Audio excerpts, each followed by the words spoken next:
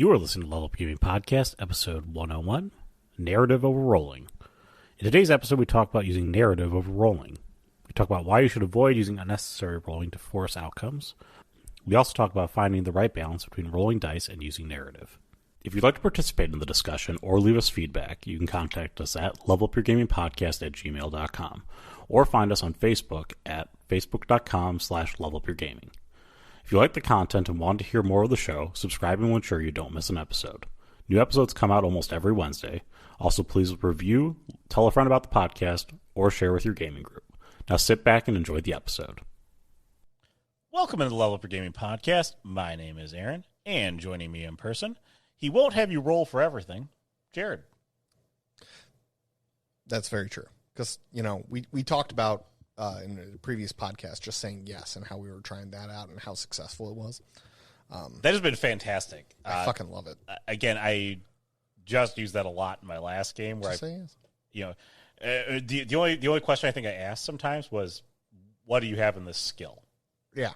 Because otherwise I probably would have had you roll some of those. But if you had the skill, I'm like, hey, you got it. You know what you're doing. But I told Aaron the topic of this one, and really what I wanted to talk about today. Sorry, my Jared's swallowing a frog right now, so I've had a frog in my throat for like 2 days. I'm feeling fine. I'm okay. I'm perfectly healthy. I've just had a frog in my throat for like 2 days. I don't know why. My wife says my gravelly voice makes me sexy, though. That's yeah. She says that about a lot of things. Yeah, she says my bald head makes me sexy, too, so. But it makes me cry in my sleep. I used to have hair. It sucks getting old. Say that at 36. Sucks getting old. Okay, but what I wanted to talk about today was when you kind of have to. When is a good time to? What is our subject today, Jared? Well, it's there we go. See, this is why Aaron runs shit. Okay, I got two cats that are about to knock each other out. Nope. Okay, we're walking away. Thank goodness. Oh, let's try that again. What is our subject today, Jared? What is our subject today, Jared? It is when to use narration or storyteller power or the power of creativity over the dice rolls or statistical systems, or because there's one thing I love about D&D, okay? It is no matter what. They have a table, okay? Too hot, they've got a table. Too cold, they've got a table. 1/4 covered, they've got a table. You're 3.5 feet tall, they've got a table. You're 8 feet tall, they've got a table. You weigh 600 pounds, they've got a table. I won't keep, but you get my point. They have statistics for everything. And, I can say in a lot of games, I have tried to hold my best to statistics, right? And this should be this many dice, and I'm going to make my players roll for this. And really what it does a lot of times, I found, and what I want to kind of talk about today, I think this will probably be a shorter episode because of it, but is really when is it time to say, okay, you're jousting against a man who's 6'7". Let's make him 7'6". 400 pounds of. You're jousting against Game of Thrones, the Mountain. All right. When you put aside grabbing your player manual, cracking that bee open, and being because you didn't imagine that any of the players were going to be like, fuck yeah, I'm going to joust him. It's one of those situations. And I'm not talking about pre-planned events. Pre-planned events, I will have my quick reference card ready to go. I call it a quick reference card. It's not actually a card. It's just a note. I will have that ready for those roles. I'll predetermine those roles, not predetermine those roles, but I'll figure out what is required and bring it down to its simplest thing. Like step 1, step 2, step 3. But it's those moments where your player goes, no, I'm totally going to joust against the Mountain. Like, are you crazy? He's huge. His horse is huge. He doesn't use a regular horse. He uses a Clydesdale. You know? And they're like, no, I know I'm an elf. We're a little smaller than most people, a little lithe, but I think I can take him. Shit. I have seen so many storytellers immediately go for their white wolf, this. Okay, I'm going to try to compute what his modifiers are. I've seen people go D&D and they crack open that player's manual. Boom. They're like, okay, he's going to have a plus 45. And you know what I see? I see combat slow down. I see the story slow down. I see all of these things suddenly take a backseat to the hard statistics presented in the game. Right? Or in the system, I should say. Not in the game, in the system. Right? Well, you guys are on a 45 degree, and I guess this is a lot for those storytellers that can get involved in that. Me, I have this very big tendency to be like, okay, if it isn't simple, I'm going to make it simple. You know what I mean? If it says like it's a 45 degree from this mountain, if I haven't planned that out already, I'm just going to pull stuff out of my butt. Be like, this section of the mountain is going to be a difficulty 7. Or a DL or DR or, it's difficulty rating. DR. DC. DC. Whatever. Of 15. They're going to pull it. But I've seen a lot of storytellers, and what I want to caution against a lot of the storytellers is immediately having to go to those manuals. I've seen it too many times, and what they do is they interrupt the story to figure these things out. So, like, why I brought this up is because once again, Aaron and I were talking about DC Entertainment Universe, and it popped in my head because I love Superman, right? I love DC, and Aaron, brought up that it's gods versus gods, right? Unlike Marvel, where it's a little bit more human, they're enhanced humans fighting whatever. Enhanced humans, but still humans at the base. You look at Superman and Wonder Woman, they are essentially gods, right? Superman is, come on, what can't he do, right? That's one of the things that I love in Batman versus Superman, which I know is probably going to get about 9 million comments. Yes, it is one of my favorite films. Actually, I say it is probably my favorite film. Why? Not so much because of the Martha thing, okay? Just back off the Martha thing, all right? And look at the in-depth themes that they're trying to talk about. What do you do when a god, that first part of the movie? Okay, I'm not going to get into it. I'm sorry. Aaron's looking at me. I'm giving you the look. I'm wrap it up. So, in the game Scion, you're literally playing sons of gods, and in demigod you become a demigod, and then finally in God you literally are gods. And I've always wanted to do that. I've always wanted my players to experience playing gods, right? But I always get bogged down in the statistics of it, because if Aaron punches somebody with 45 mega strength, how far did they go flying? And literally, I shit you not, this has been a big hole in me. I've been like, okay, I'll try to calculate it out this way. He'll go 50 feet, but if he's got mega stamina, and it's no good. It's no good. What I forgot is Aaron has mega strength of blah, blah, blah. He does X amount of damage. This person can soak X amount of damage. That's 1 and 2. And I'm going to say the NPC goes flying 3 city blocks through 3 buildings. That's one of those times where you've got to put those books away. You got to take those books, you got to drop them and say, you know what? We're going narrative mode for this. We're going to put the books aside. I'm going to pull some dice out of my behind, and I'm going to say, this is going to be the role. Why? Because I'm trying to keep my action, my story flowing. And that should be one of your main goals, is just to keep that action flowing. And if that means putting aside the dice a little bit, that's okay. Your players might say in the end, so this has been hugely controversial.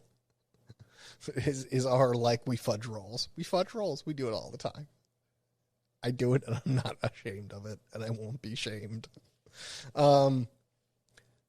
This is one of those times when a player might be like, "Well, I want the whole roll." Well, Bill, this is one of those times that I got to keep the game moving. I got to keep the game flowing and my players having fun. I understand you want the statistical dice roll. For next session, I'll see what I can look up on that. But right now, we're going commando, And so what I'm encouraging you to do is in those times when you are kind of just pulling dice out of your butt, it's very akin to the fudging rolls. It's a little akin because you are not taking the full statistics of the player, the full narration of the system. Okay, you're not taking those things into account, so technically it is a little unfair to the player. You know what I mean? Essentially, because and that's the question. That I think some people will ask. Am I technically breaking the pact concord that everyone plays by the rules by doing such a thing? Yeah, you are, because you are not cracking open the book, right? You're not sitting there for 45 minutes calculating out how far you can take your laser sniper shot from, or a player can take the laser sniper shot from, or the NPC can take the laser sniper shot from. You know what I mean? You're actually putting aside the rules for the smooth process of the game, for the story.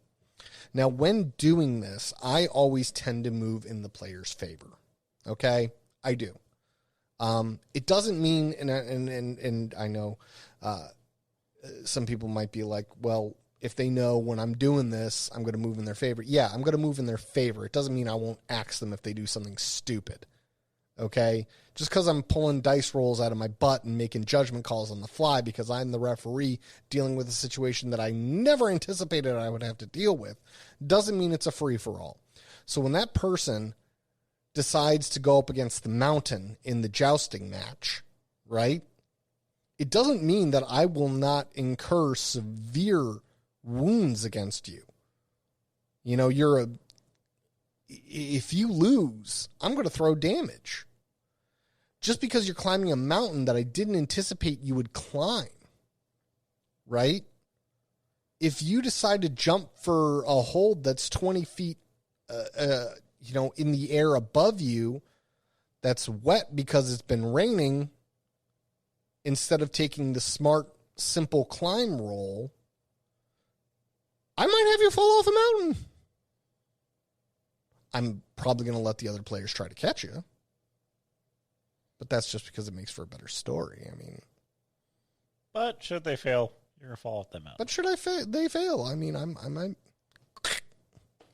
Again, this is interesting because this wasn't what I thought the topic was going to be about. What do you think the topic was going to be about? I thought the topic was going to be more about going full narrative in terms of interactions with things versus just rolling dice. Oh. You're talking more about kind of on the fly, choosing some dice pools and making up some rules.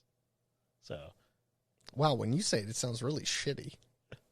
well, it's interesting because you're not what you're talking about is trying to maintain pace of play, right? So it's not just throwing away the rolls altogether, but what you are saying is that listen, I'm going to make up some rolls that might be favorable to your character in this regard. No, I'm going to make up some dice pools but when it comes down to it, I'm going to make sure that things might go a little more favorable for the players because I am literally violating the rules in front of them. Yeah, you're choosing some things that might, you're trying to give them a little bit of a leg up in a situation that you didn't foresee coming. Right.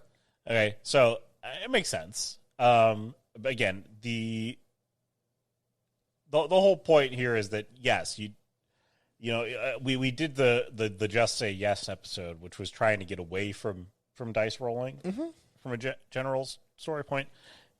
in general, I would say, unless you have a consequence in general, like unless you're in combat, the dice rolls don't really do that much. You know, they don't. I mean, they're there to build the tension, which we've talked about before. But the idea is, can you build tension through narrative? Can we have a dialogue? I like where you're taking this. Okay. Can we I want to ask my questions. Okay, let's just dialogue it. Okay, let's just see what we can do. Ask your questions. I don't care if they're brass. I don't care if you don't know how to ask questions. Just ask me the questions you want to ask. Okay? We did this in the social episode. Mm-hmm. Okay, which is along the lines of using the dice in conjunction with your just trying to role play out the scene. So, you know, in a narrative situation, okay, well, we'll ask the questions. Okay, good. I'll play in character, you know, as the GM, and you're going to ask me the questions and blah blah blah. Okay, and when you try to lie, you know, you try to lie, and when you try to do this, you try to do this. Mm-hmm. You know, we would work through the song and dance, and we go through it. And what you might come upon is a character says, I'm going to try to lie, or I'm going to try to detect a lie, or whatever. Okay, and you might go, okay, how much, you know, subterfuge do you have? What's your detect lie roll? Mm-hmm. What is your lie, you know, skill at? And they're like plus 45, and you're like, okay, like why am I going to have you roll for something that 90% of the time you're going to succeed in? Okay, it's just going to bog down the scene. I'm just trying to maybe have you fail that one time, like. So maybe instead of doing that, like, does it add anything in that moment to try to get you to fail? Okay, because that's typically what I'm trying to have you roll a bunch of dice. Sometimes I'm trying to get you to suss out and hit a failure. Okay, and I'd argue that a lot of GMs probably are trying to do this. They're not trying to see, like, are you going to succeed or fail? I'm going to have you roll. Look at any situation where you go, I'm going to have you roll again and again and again and again and again. Oh, God, extended rolls? Extended rolls. Or I'm in a conversation. I'm going to have you roll again and again and again and again and again. I had this conundrum with chases in my game, or scenes where, like, you had to go from point A to point B. Like, how far do I give you in a roll? Mm-hmm. Now, in the rules, like you speak to, okay, a roll is like, you know, 10 feet or something like that. It's something stupid. Okay. But so, like, what am I going to do? So to get you 5 miles, this will take you 750 rolls. I could have you roll over and over and over again, or I can have you roll once and just narrate based upon how good that roll is. Okay. And maybe based on the outcome of that roll, I might have you roll again, because maybe I want you to, you know, avoid a consequence.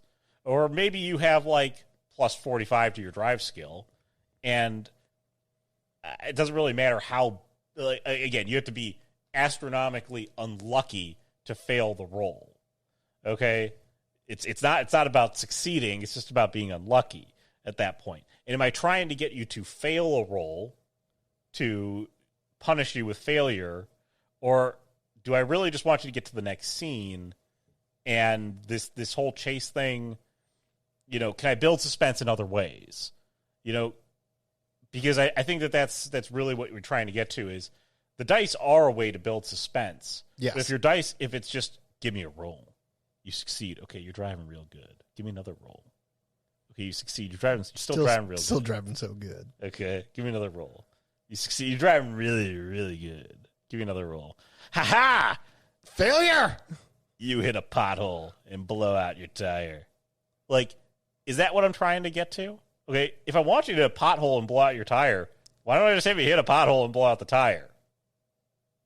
Or skip the 3 rolls that you had for just normal driving and initiate the roll when there's the pothole. Yeah, or say this is a high stake roll, and, like, give me your roll. Okay, DC's like a 17. Like, it's a hard roll. You're doing great. You're driving fantastically well, and then suddenly in the headlights you see a pothole. Roll to see if you can avoid it. Or how are you driving? Are you driving careful? driving out of control. Okay, you're trying to push the limits here on a heavily crowded city street. You mounting the curb. You're doing some crazy stuff. Okay, the harder it gets, the more likely I'm going to probably have you roll for it, because there's a higher chance that you'll fail that roll and have to deal with the consequence. But on the lower end, like if you're just driving normal, like I don't care if it's a suspenseful chase or not. Okay, it actually comes back to, interestingly enough. So, Aaron and I have talked about how much conflict you should have in a game. At least an action scene every 1 to 2 sessions, right? In this one game that I was doing, it was Gamble, I think was the name of it. Yeah. Was it Gamble? The one that got destroyed at the end. Yes. Ended up shutting down an entire game.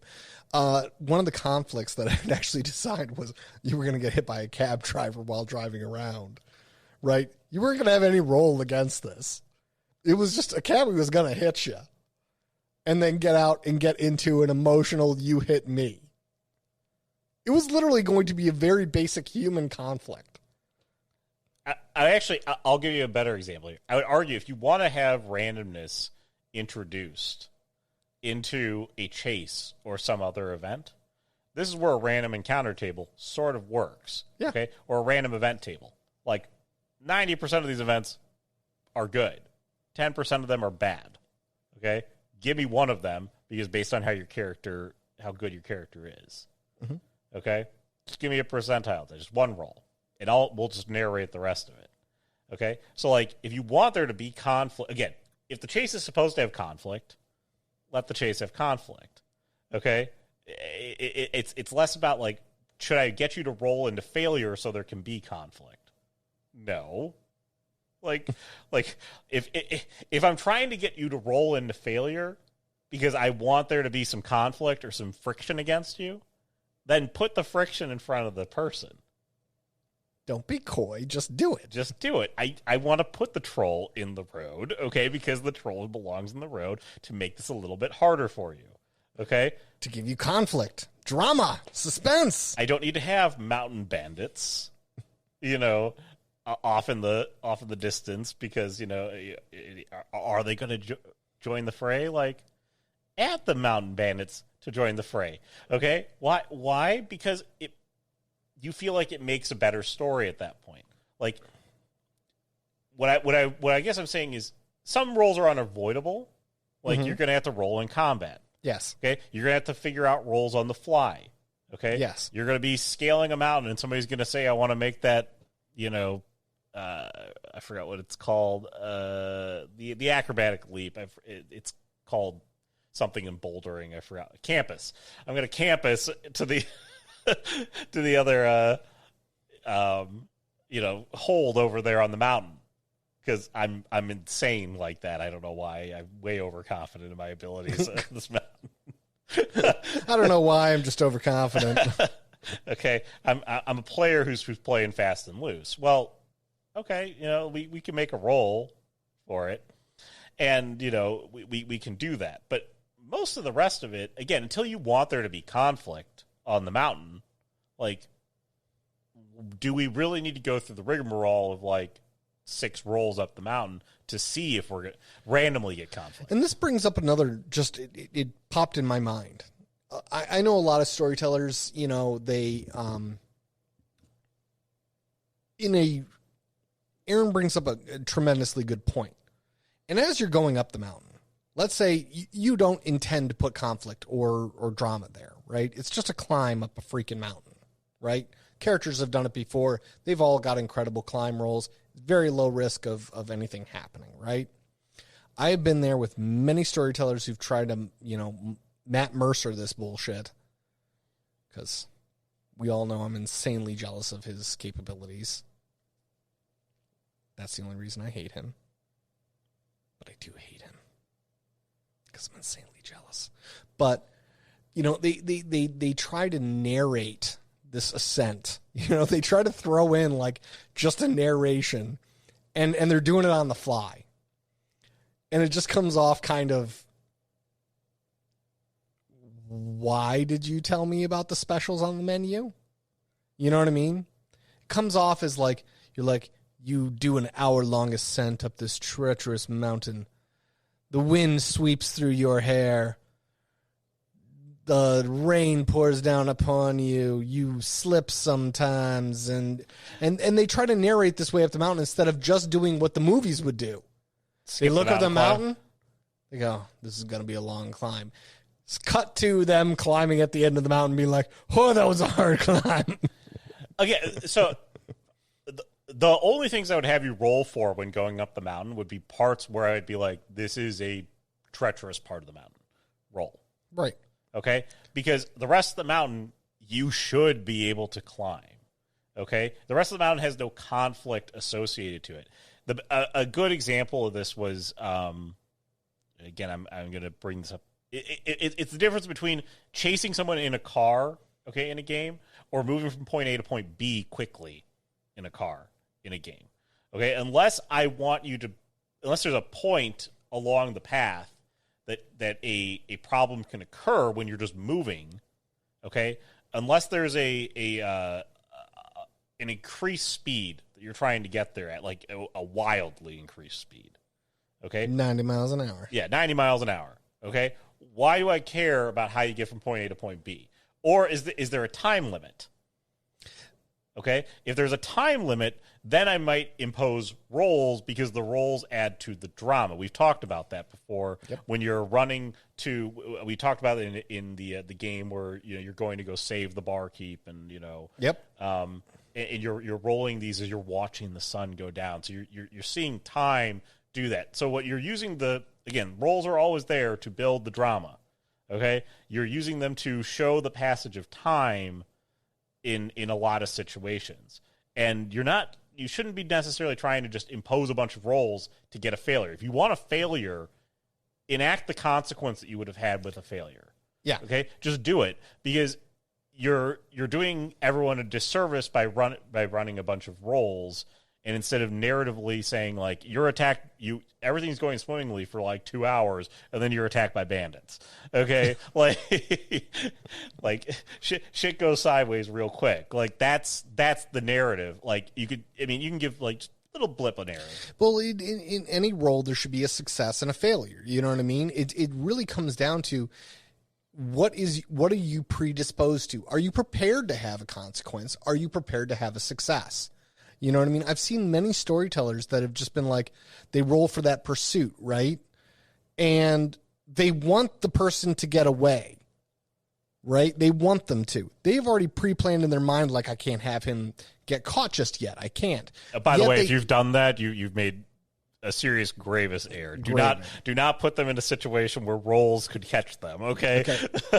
Unless you're prepared to have that success and failure situation, don't initiate a scene around it, especially one where you're telling your players to roll.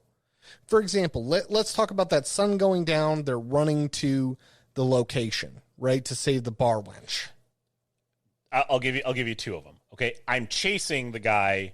Okay, the guy is off in the distance. Like, he's got a good distance on me, but I can see him off in the distance. I'm chasing the guy. Can I catch him? Okay, this is a very different situation. Roll. Okay, this is roll versus roll. Okay, can you catch him? Yes. You roll good, you're going to catch him. You roll poorly, he's going to get away. Okay, one roll. That was it. You can do that. Yes, I like it. Okay, or again, if you want to have a slightly extended chase, okay, give me 3 rolls. Okay, don't give me we're gonna roll every turn. Okay? Oh my god! If you go into the we're gonna roll every turn, that's the type of chase where you expect your players to either catch the villain or they make fair escape and they get away. Okay, and know when the villain is far enough away that we're at fair escape. Okay? Yeah, exactly. That's what I was about to say. You need to have the measure of success pre-plotted. Yes. Okay, like they need +4 rolls, 4 more successes than he has. Because I've seen so many storytellers that are like, I'm at like 29 successes now. How many more do I need? And they're like, and they've lost count of how many the villain had. Jesse did it.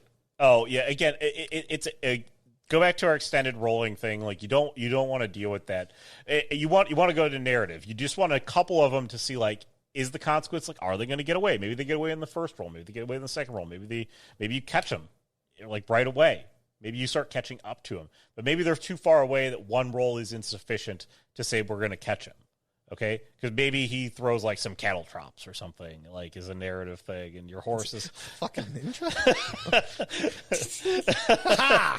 But good thing I keep these sharp, pointy objects in my bag. We talked about rolling against the sun, for example. So there's two ways you could do that. If you just want to declare the passage of time, okay, you can narrate that the sun is going down. You're building the drama as you get to the keep.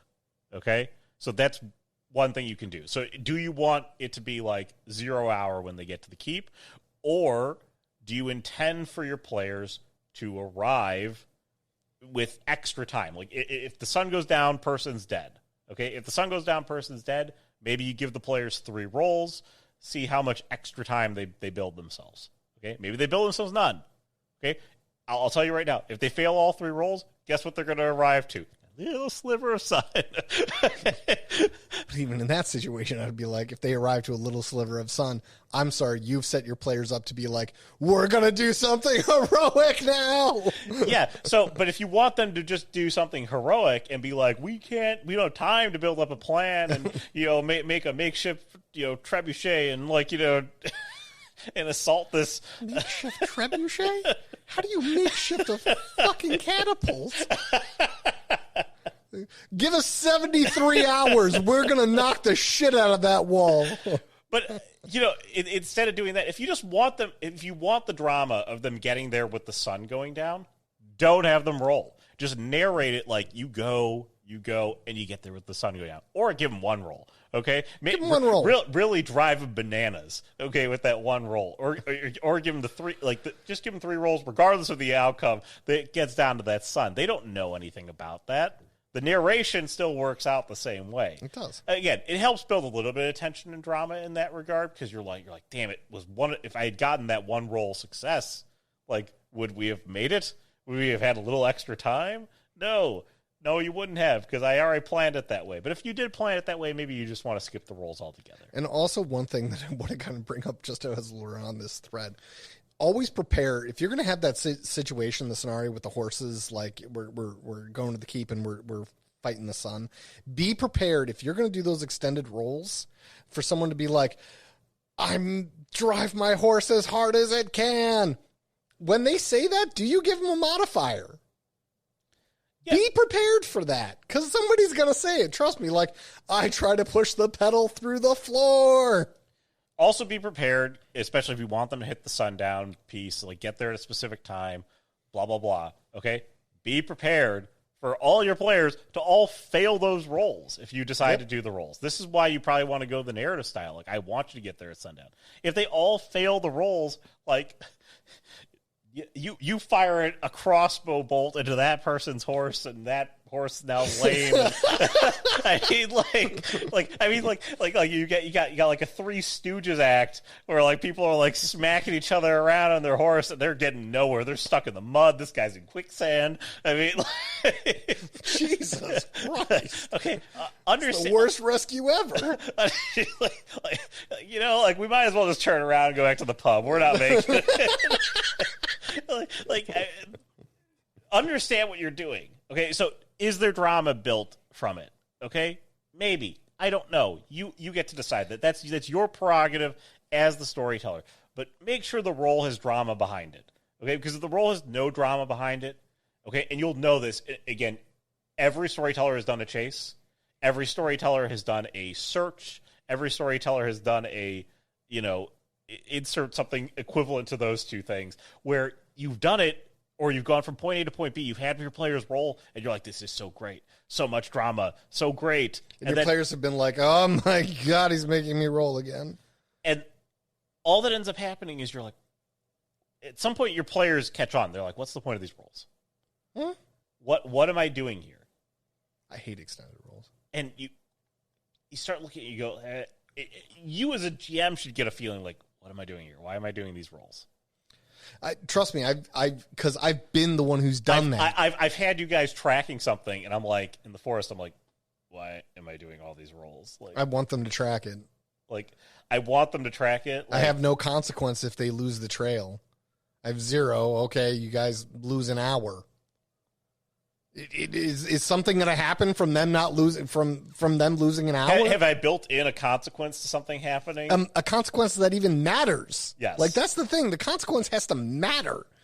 Because if I tell you in my tracking roll, right, and I double botch, you're like, you guys lose 3 hours of sunlight. Well, it's 3 in the afternoon, so we still have 3 more hours of sunlight, so who gives a shit? Now, a difference would be I'm out in the forest tracking something. We know that at night the forest becomes super deadly. It murders everyone. The forest murders people. Yeah, the forest murders people. Okay. So now I'm going to have you roll. Every roll represents an hour. Okay? Then there was a lot of tension. Now we have a consequence that matters.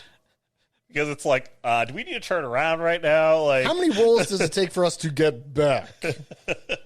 Because I don't want to be in the murder forest. Because apparently these trees are just murking motherfuckers, taking people off the census left and right.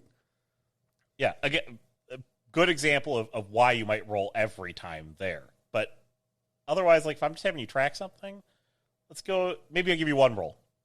Just give me 1 roll, see what's going on. Just make sure you catch the trail. And that's all you got to do. Like, that's what I love. It's simplicity in the rolling, simplicity in the narration. I'll narrate it based on how good or bad your roll is. Exactly. Okay. Maybe you know. Again, do you fail that roll? Okay. Well, if you failed the roll and I wanted you to get the track, see, this is the problem. If you have them start by trying to track something, and you make them roll and they fail, like, shit. Okay. Like, right off the bat you failed. And now I need to get you back on track because I actually want you to track it. I actually want you to get to the monster. But now I head scratcher there. So, like, we track harder? Like what are you doing?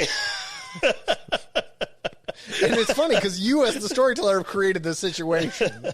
You allowed fate to intervene, okay? When you allow fate to intervene, shit can go wrong, all right? And you are the one whose the egg is on your face, not the players. They're like, well, I rolled my best.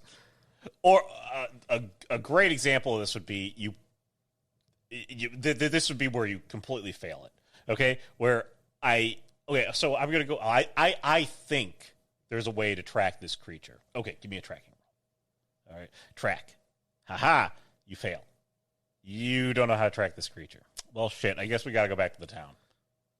And guess what? You, as the storyteller, have planned out this whole fucking swamp adventure now for nothing.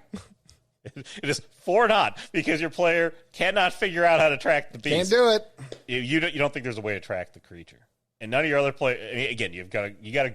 Let's imagine you get the perfect table. None of your other players are metagaming. They're not going to try to track the creature themselves. Okay. Well, shit, guys, we can't track the creature. Well, you're our tracker. Well, shit. Well, what do we do now? Literally, you're giving your players, like, no options except for, like, do we want to light it on fire? Just light the whole murder forest on fire. That's not an avenue? Like, again, maybe you've got another avenue to get the creature, but do we have to go back to town and find a tracker who's capable? Let me roll that tracker. And way to make your player feel shitty. I literally built the tracker, and I can't do shit now. Now we had to hire outside help? Yeah, your player's not feeling good about that, brah. And then you look like you have egg on your face where you're like, oh, well, just try again. Like, you can always try again. Then why did you have me roll in the first place? This meant nothing. Exactly. And when your players finally realize that you've made a roll that meant nothing, because trust me, I have been in the seat, both as a storyteller and as a player. I have realized, looked another storyteller dead in the face and been like, and I haven't said anything, obviously I didn't say it, but like, holy shit, he just had me rolling for nothing. And then I've been the storyteller who's realized that I've had my players roll like 45 successes and I have not even planned what happens if they win.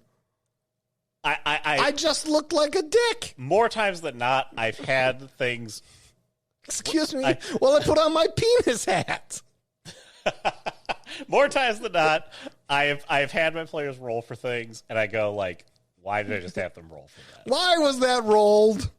Why did I have them roll for that? And the worst part is that you guys miss something crucial. It happens all the time with investigation stuff, or you're looking at a room and you miss something. Like, oh my god! Like let's say that you're in a dungeon. Okay, this would be my final example. This would be a great example. You're in a dungeon. All right, I'm expecting great things here. Okay, and I'm going to have you. You know, you've been carefully, meticulously going through these rooms. You're investigating them for all sorts of stuff. And tell me everything that's going on here inside this room. Blah blah blah. Okay, give me your roll. Give me your roll. Give me your roll. They're all success. They're all success. And finally, you get to the room, the important room. Okay, and you roll it again. You fail. There's nothing here. Well, all right, I guess we're going to go the other way, and then they all fall into the pit or something and all die, okay?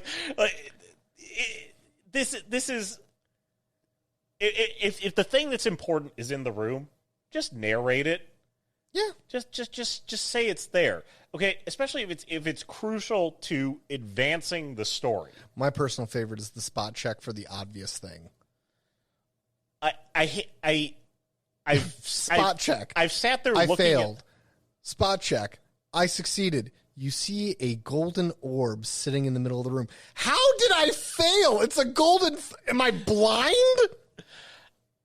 Just describe the room. Describe the important objects. Okay, you don't need to give away the thread. You have to be like, and that's the key that unlocks the door to the dragon. No, you don't have to do that, but I'm what was the point of me not seeing the golden orb? If I need to unlock the door, you better damn well know. Give me a way to find that key. Okay, narratively, I don't care if I got to roll. And that's the thing when you're as a storyteller is like, well, they're just going to roll until they find the key. Well, that sounds like a complete exercise in stupidity.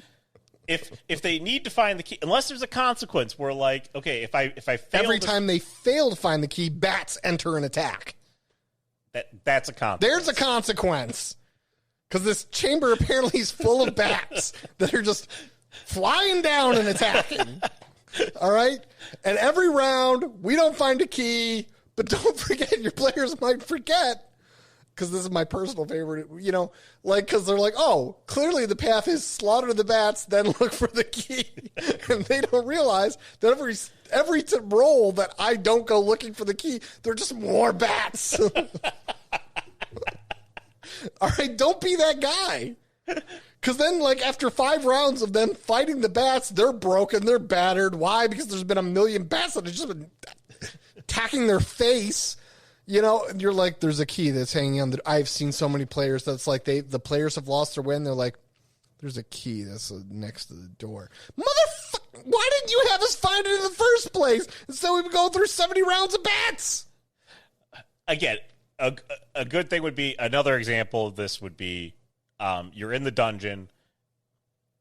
Again, everything that's obvious that you need to get through the dungeon, just point it out. Okay, it might be trapped. That's a different thing. That's a different thing. It's a different thing. It can be trapped, okay? But the obvious things the players need to get through the dungeon or through to realize that the count is the person who's behind all this, when they're thumbing through the papers, don't have me roll an investigation roll to figure that. Show me the paper that says you need to. Some higher up official has been tampering with this. Okay, good. If you want me to roll an investigation roll, if you want me to make a roll, okay, and the success is you find out who it is versus you don't find out who it is, you just know it's somebody who's on the higher up. Okay, that's fine. That's fine. That's fine. That's the difference. That's like, hey, your role is going to succeed, get you somewhere, but this will get you the next plot point. Yeah. Okay. You'll still get there. You just won't get there as gracefully. You're just going to now find a different path on how you get there. Yeah. Okay. Doesn't mean that you have to give up on anything there, but it's just, if they need to know that piece of information, make sure they get it.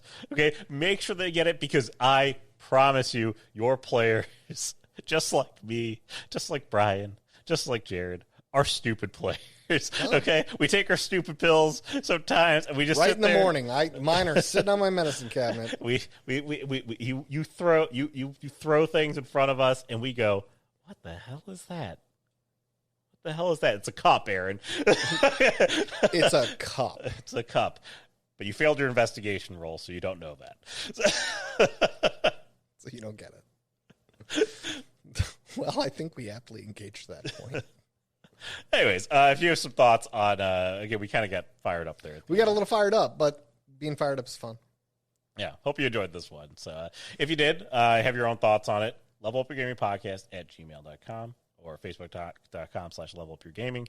Give us your thoughts on it. Let us know. You know, disagree with us, maybe you do. I don't know. Let us know.